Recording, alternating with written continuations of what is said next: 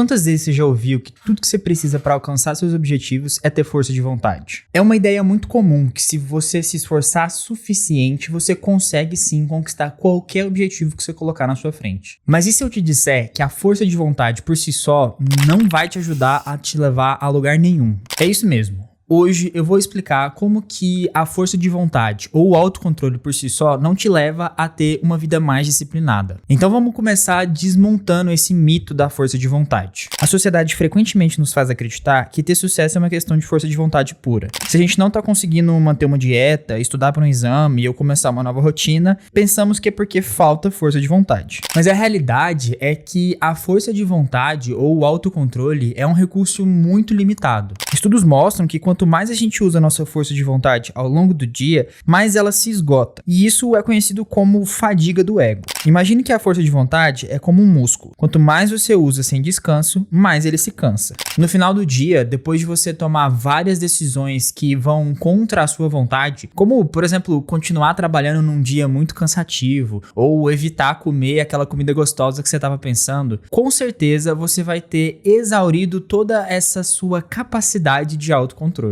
Isso explica porque você começa o dia cheio de boas intenções e à noite se encontra devorando um pote de sorvete ou pulando a academia. A força de vontade simplesmente não é uma fonte inesgotável. O córtex pré-frontal, uma área localizada na parte da frente do cérebro, é uma das áreas do cérebro responsáveis pelo autocontrole, pelo controle dos impulsos. É meio que aqui que a força de vontade vive. E o córtex pré-frontal compete com outras áreas do cérebro que controlam comportamentos mais automáticos, como o estriado, que sempre está envolvido no processamento de recompensas e na formação de hábitos. Quando a gente está cansado ou estressado, a nossa capacidade de deixar o córtex pré-frontal tomar as decisões fica um pouco enfraquecida, uma vez que o estriado começa a ter uma maior influência sobre o processo de tomada de decisões. Isso, por sua vez, pode levar a gente a ter comportamentos automáticos que nem sempre são os mais saudáveis, como pular academia, comer coisas demais ou ficar o dia inteiro lá, a noite toda olhando o celular. Além de ser um recurso limitado, o autocontrole também é fortemente influenciado pelo nosso ambiente e pelo nosso estado emocional.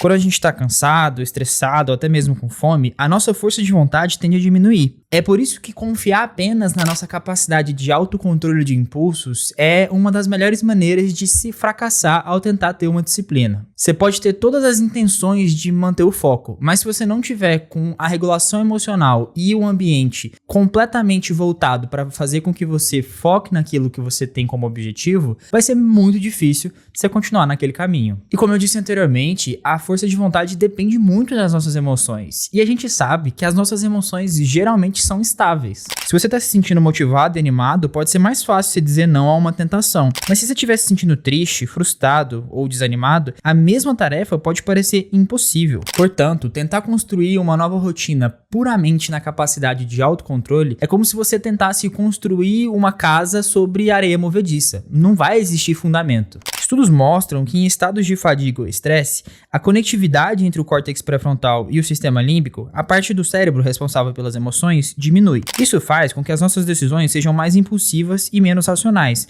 já que o sistema límbico pode assumir o controle. Mas se o autocontrole é limitado, qual que é a melhor alternativa então para a gente conseguir criar novos hábitos? Em vez de focar simplesmente em ter mais autocontrole, talvez a melhor opção seja desenvolver a disciplina. Hábitos são comportamentos automáticos que o cérebro cria para economizar energia. Quando você repete uma ação regularmente, ela se torna um hábito porque é processada por partes do cérebro que se especializam em ações repetitivas e automáticas. Ao contrário do autocontrole, que é exercido pelo córtex pré-frontal e demanda bastante energia de processamento, os hábitos geralmente são comportamentos automáticos construídos e executados pelo estriado. E de forma interessante, eles meio que necessitam de menos esforço cognitivo para acontecer. Ou seja, uma vez que certo comportamento se torna um hábito, é muito mais difícil você deixar de fazer ele, porque ele está automático. Você não está exercendo um pensamento ou uma necessidade de ponderar se você vai fazer aquilo ou não. Você simplesmente faz. A gente sabe que o ambiente tem grande impacto sobre o nosso comportamento.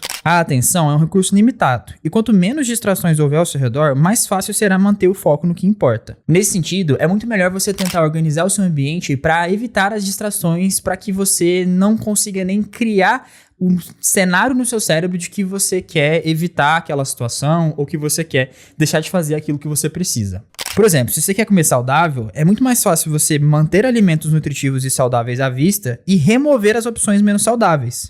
Isso porque você não vai ter nem como escolher não tomar a decisão de comer bem, porque você só vai ter como comer bem. Mas é óbvio que você não pode começar logo de cara com coisas muito exageradas, com mudanças de comportamento muito drásticas.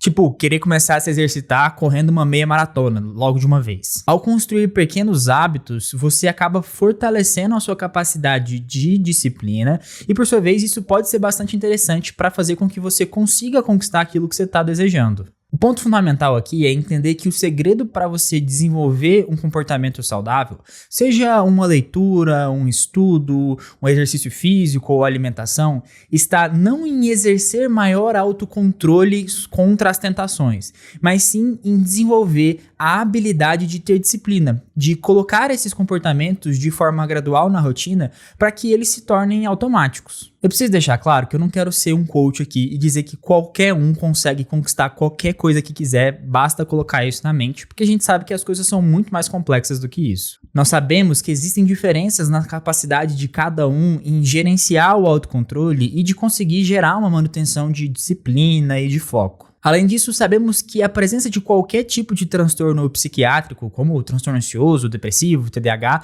pode sim piorar muito tanto o controle emocional como também a capacidade de se manter organizado, o que vai dificultar bastante você ter uma disciplina e desenvolver um hábito saudável. Por isso, muitas pessoas podem acabar se sentindo frustradas em pegar essas ideias aqui e tentar aplicar direto na vida.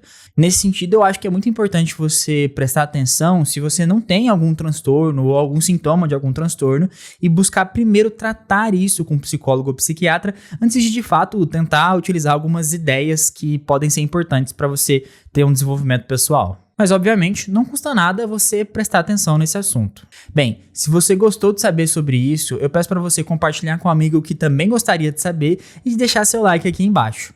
Muito obrigado pela atenção e até mais!